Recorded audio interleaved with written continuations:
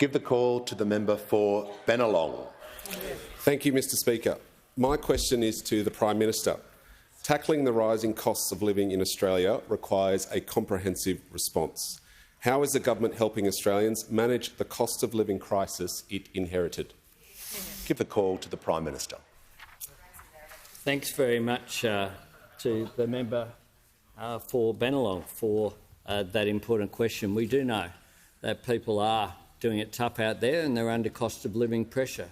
We know that the costs of ordinary supermarket goods and other costs of living expenses are going up, but for a decade we had wages that weren't going up and weren't keeping up with the cost of living. That's why the government has an economic plan to deal with the cost of living pressures and to lift the speed limit on our economy. The first of those is helping Australians with the cost of living through measures like our plans to cut childcare costs, our plans to cut the cost of medicines by up to $12.50 a script, our plan to make work more secure by giving Australians greater financial certainty from 1 week to the next. That will be a focus of our Jobs and Skills Summit. The second part of the plan is growing wages over time.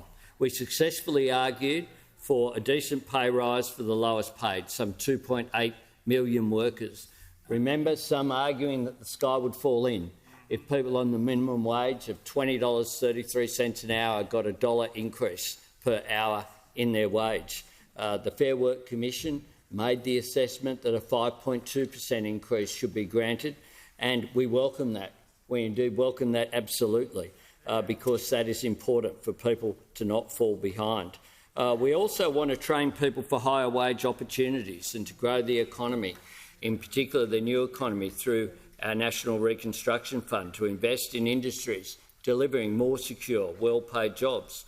But the third element of our plan is also untangling our supply chains and dealing with the supply side of the inflation challenge by investing in cheaper, cleaner, more reliable energy. I know those opposites still don't get that fact, that renewables are the cheapest form of energy, but also addressing skills and labour shortages through 465,000 fee-free TAFE places, an additional 20,000 university places, 10,000 apprenticeships in new energy jobs, but also our establishing the National Reconstruction Fund, our Buy Australia plan, our dealing with infrastructure projects that actually boost productivity rather than looking at the electoral map.